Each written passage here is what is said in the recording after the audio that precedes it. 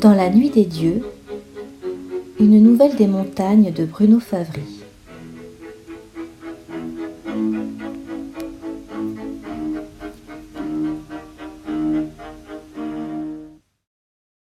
Chapitre 2. Léo dit à Kurt: Je connais un troquet en ville. À chaque fois que je m'y rends, je ne peux m'empêcher de penser que parmi les consommateurs, il y a peut-être le meurtrier d'Hector. Ça explique que je ne sors jamais sans mon surin. On n'est pas plus tranquille ici qu'à Anvers ou qu'à Valparaiso. Moi, je ne risque rien, répliqua l'Alsacien. Tu n'as qu'à faire comme moi. Mes livres me suffisent. Ils n'ont jamais tué personne. Il semblait très satisfait de sa condition. Le lendemain même, si tant est que l'on puisse parler ici de lendemain, Léo fut pris dans la tourmente. Le Severco, le vent venu tout droit d'Hyperborée, s'était levé, apportant la glace dispersée en 1000 cristaux qui entraient dans la peau comme autant de pointes aiguisées. C'était encore plus sérieux que d'habitude. Le poing fermé sur son surin qui lui trouait la poche, Léo lutta âprement. Comme pour le perdre, l'éclairage des lampadaires semblait s'espacer considérablement. Il avait l'impression de parcourir la même rue, bordée d'immeubles massifs desquels ne filtrait que de vagues éclairages. La lumière s'exténuait elle aussi. Bientôt, les extrémités de ses membres le lancèrent douloureusement. Il sentait la paralysie s'installer. Cette sensation était redoutable, tellement inhabituelle pour lui. Sa volonté s'anesthésiait. Il suffoqua. Un instant, il fut tenté de se livrer au froid et à la nuit, jusqu'à ce qu'il le prenne. Il lui sembla que ça ne serait pas difficile.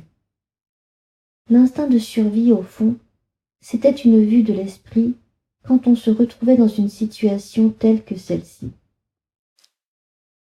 L'alcool et la fatigue provoquées par des nuits sans sommeil, l'engourdissement qui gagnait, l'odeur de la mort que l'air glacé rendait tout à fait supportable, ça encourageait à se laisser glisser. Pourtant, son corps continuait de répondre. Il avait adopté une progression entrecoupée de stations sous les porches et le moindre renfoncement des habitations.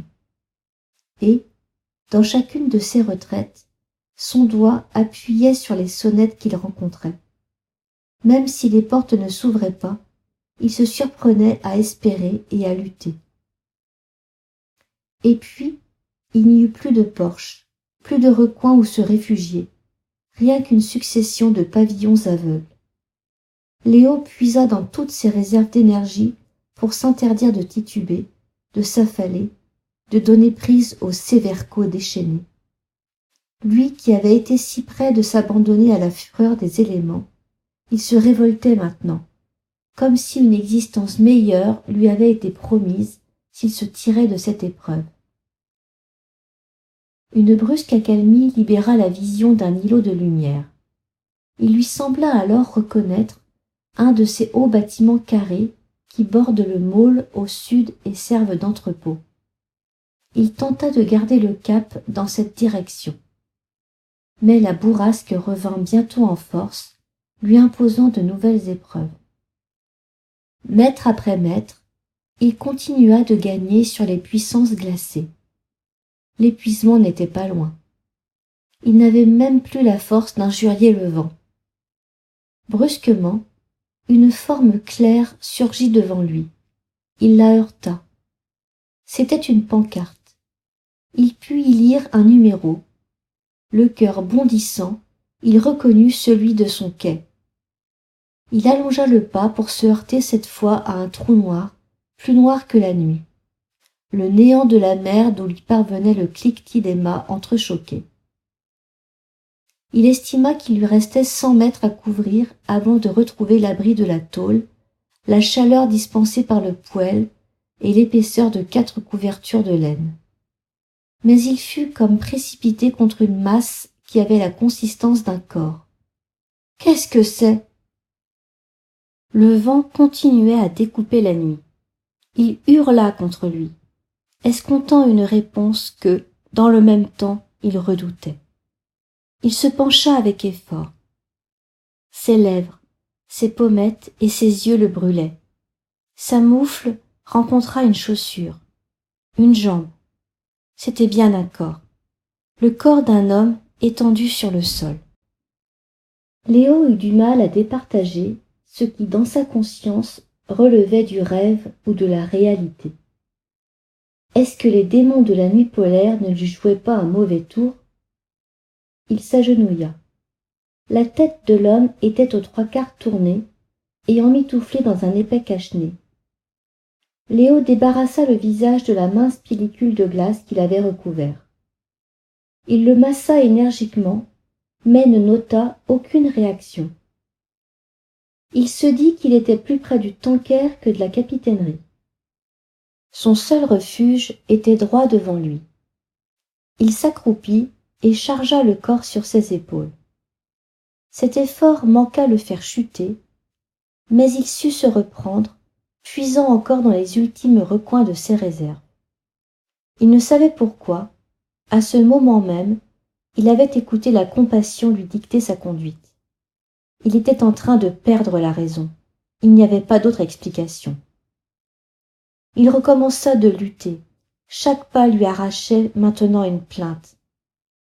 À un moment, il tituba sous le poids de son fardeau et manqua perdre l'équilibre.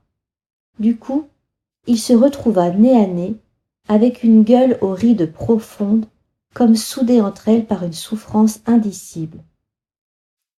Léo devina cette expression plus qu'il ne la détailla, à la lueur d'un lampadaire qui baignait leurs deux formes dans un halo sinistre. Et ce visage aux traits crispés ne lui était pas inconnu. Est-ce qu'il n'appartenait pas à l'Alsacien? Était-ce possible qu'il s'agisse de Kurt? Qu'est-ce donc qui l'avait poussé à se perdre dans cette horrible nuit sans fin? Léo reprit sa progression, et il eut l'impression que le corps se raidissait à mesure qu'il se rapprochait de l'Atlantis. Quand il atteignit la passerelle et qu'il fallut monter, ses forces l'abandonnèrent. Du moins, il ne chercha pas à les retenir tout à fait. L'Alsacien lui échappa, basculant par-dessus la rampe métallique avant de disparaître dans l'obscurité ténébreuse. Léo tentait de saisir la réalité de cet instant. Il se disait que ça n'était pas Kurt qui avait sombré au fond du port, que cela n'avait aucun sens. Il avait été projeté par il ne savait trop quelle opération dans un autre monde, où les cauchemars relevaient de la normalité, et maintenant il en revenait, ivre de fatigue. Cependant, 1000 voix s'insurgeaient dans les moindres recoins de son esprit. « Tu n'avais plus que quelques pas à faire, et tu l'as abandonné. Tu es responsable de sa mort. » Il se réfugia dans sa cabine, s'enroula dans les couvertures. Il grelottait, claquait des dents, tentait de faire taire les voix. Cela dura encore un long moment avant qu'il ne retrouve une respiration régulière. Le sommeil le prit enfin. Combien de temps avait-il dormi? Quand il émergea, son regard rencontra un hublot aveugle qu'il considéra longuement avant de réaliser que le jour ne se lèverait pas. Son estomac était noué, les muscles de ses jambes le lançaient. Il s'empara d'un petit réveil posé sur la table d'appoint. Les aiguilles marquaient 10 heures. Il suivit du regard le mouvement de la trotteuse.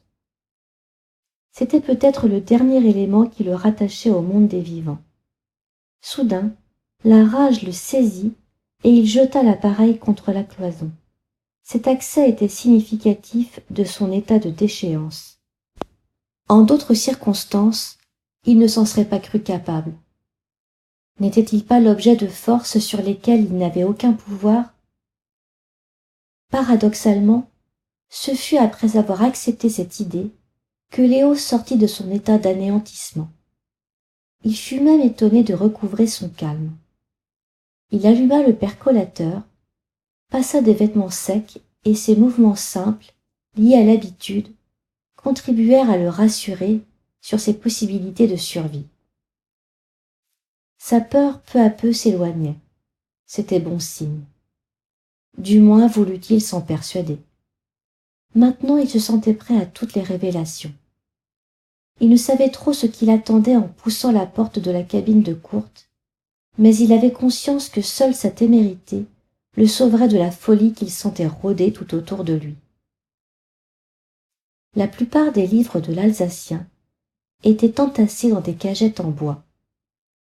Quelques-uns s'amoncelaient sur la petite table qui lui servait de bureau, au milieu d'assiettes sales et de tasses remplies de mégots ou de fonds de café. C'étaient principalement des romans policiers, mais parmi eux, il inventoria une Bible défraîchie et un gros volume ouvert aux premières pages, où était soulignée une phrase au crayon rouge. Il lut à voix haute. « Une année des mortels est un jour et une nuit des dieux. Et voici quelle en est la division.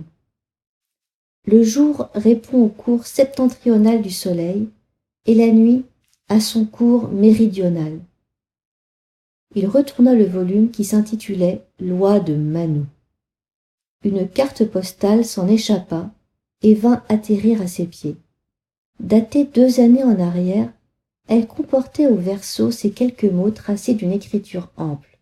« Je n'ai jamais cessé de t'aimer ». C'était signé « Julia ».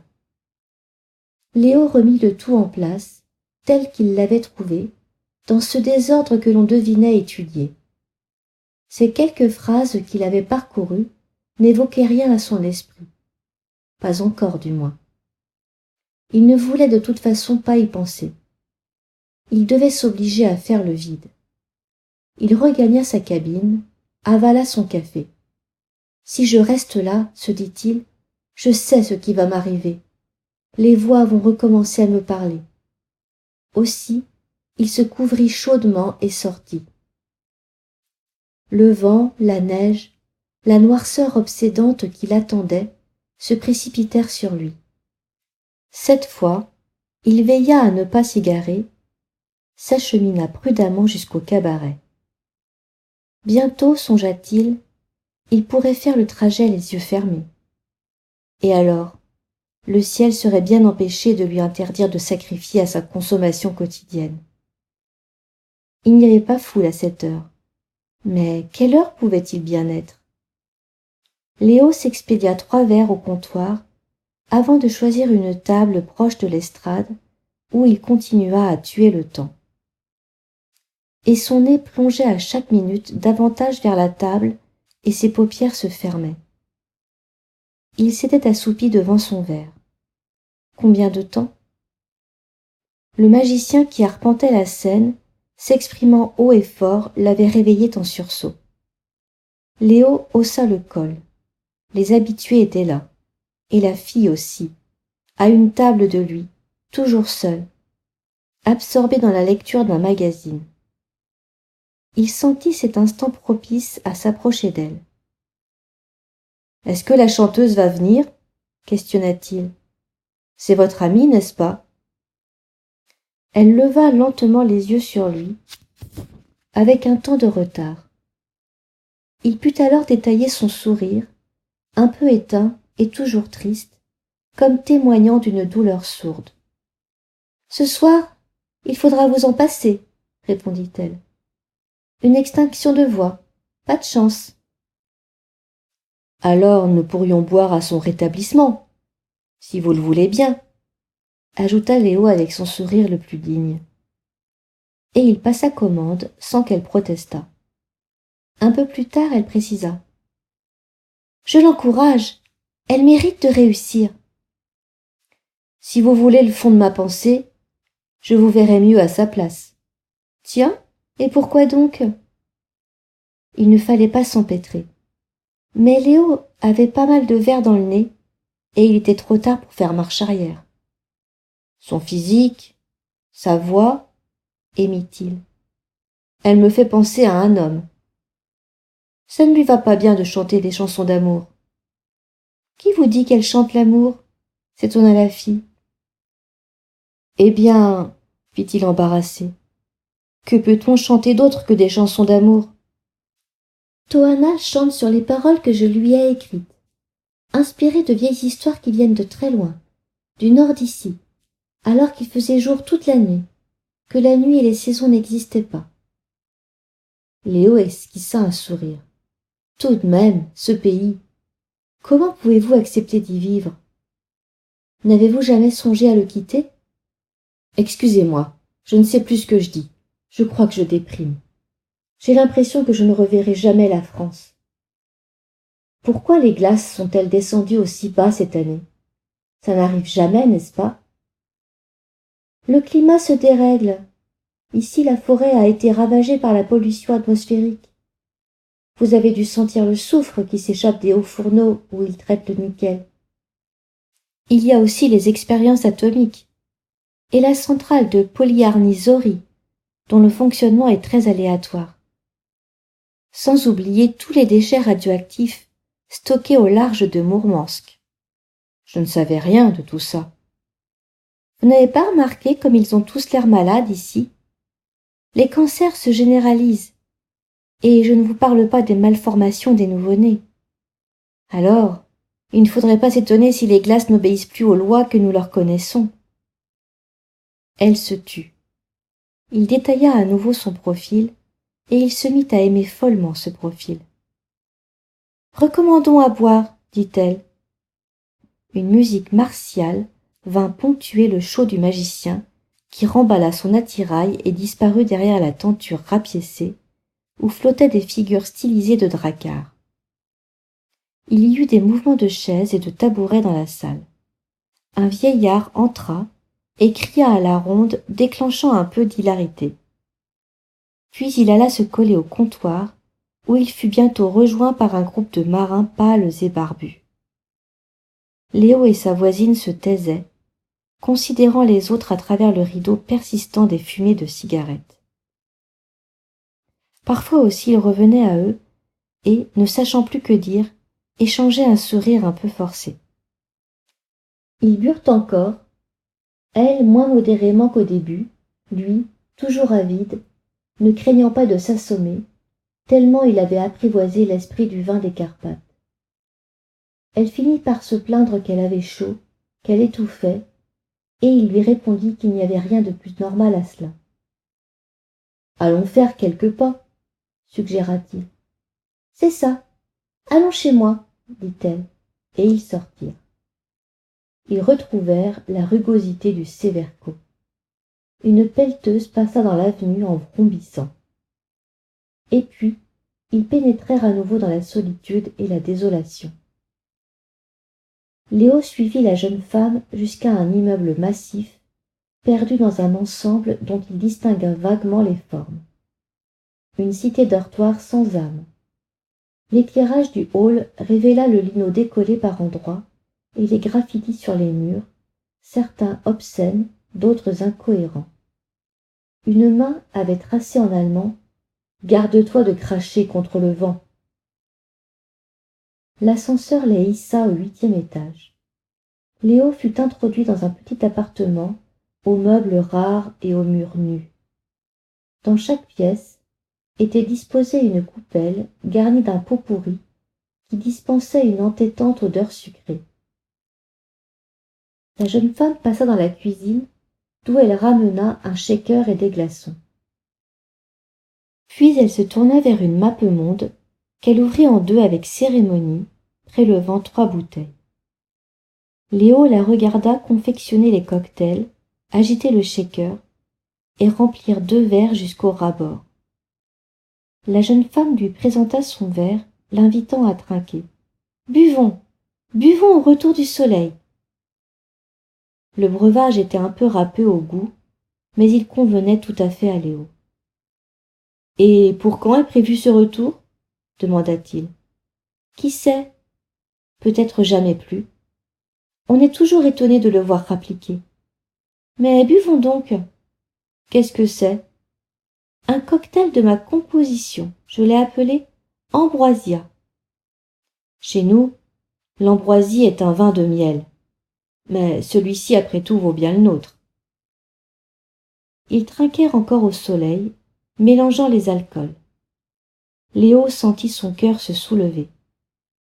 Tandis qu'il était en train de douter de ses capacités à surmonter la nausée, la jeune femme marcha jusqu'à sa chambre. Léo perçut un bruit sourd et le grincement d'un ressort. Elle avait dû se jeter sur le lit. Combien de temps se passa avant qu'il se décide à se lever? Il n'aurait su le préciser. Il la trouva comme il s'y attendait, les bras en croix, étendue sur son lit. Un petit ronflement s'échappait de sa bouche et faisait comme une mélodie. Quand il s'approcha d'elle, elle eut comme un sursaut et se mit à fredonner en ricanant. Ensuite, sa bouche se ferma, faisant place au silence. « Elle dort, se dit-il. » Il s'allongea près d'elle, et puis sur elle. Mais elle ne réagissait ni au poids de son corps sur elle, ni à ses caresses. Il commença à la dévêtir, et elle sembla revenir en surface. Elle n'opposa aucune résistance, et même accompagna bientôt ses sollicitations d'un mouvement ondulant du bassin. Il prit son plaisir après un interminable assaut dû aux effets de l'ambroisia. Ensuite, il demeura soudé à elle, cherchant à son tour le repos de l'esprit. Mais le répit fut de courte durée. Bientôt son estomac se souleva, et il dut gagner les sanitaires, où il rendit son alcool en sanglotant. Quand il regagna la chambre, il trouva la fille dressée sur son séant. Il fut frappé par cette vision à laquelle il ne s'attendait pas. N'était-elle pas effrayante, ainsi échevelée et grimaçante? « Qu'est-ce que tu as ?» murmura-t-elle. « Oh, trop bu. Et toi aussi. »« C'est ridicule, je dois partir. » Il rassemblait déjà ses effets éparpillés. « S'il te plaît, dit-elle, ne me laisse pas. » Mais déjà il s'habillait avec fébrilité. « J'étouffe, il fait trop chaud ici. Attends un peu. Non, non, je ne tiens plus. » Il se sentait mieux tout à coup. Il rafla au passage une bouteille d'aquavit. « Je reviendrai peut-être, en même temps que le soleil !» cria-t-il depuis les escaliers. Dehors, le vent avait ramené une fine brume de septentrion qui se délitait par endroits pour laisser voir quelques scintillements d'étoiles. Léo considéra ces soleils lointains qui semblaient vouloir communiquer avec lui.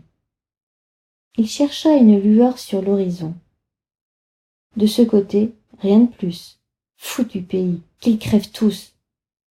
Il but une gorgée d'alcool, réprimant à haut le cœur. Subitement, une intuition le fit se retourner.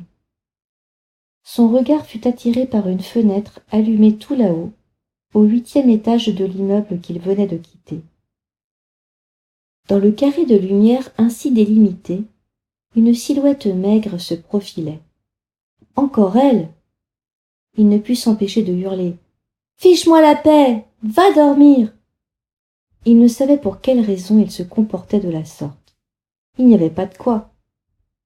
Même s'il avait abusé.